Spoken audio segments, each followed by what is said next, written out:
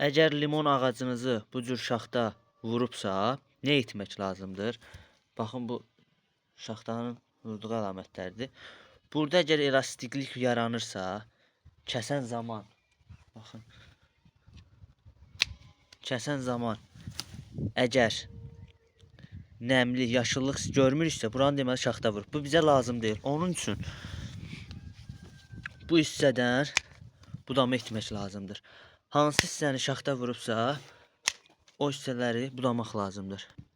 Əslində şaxtanın sadəcə yarpaqları saralda bilər, budaqlarda quruma baş verə bilər. Ən əsas da şaxtanın burada ziyanı nədədir? Bitkini stressə salır. Bitki nə çiçək aça bilir, limon nə çiçək açır və yaxud çiçək açır, çiçəklər tökülür.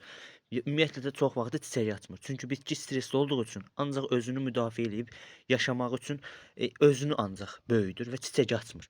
Yəni çox vaxt şaxta vuran limonlarda çiçək vermə, yəni bar verməyi azalır, aşağı düşür.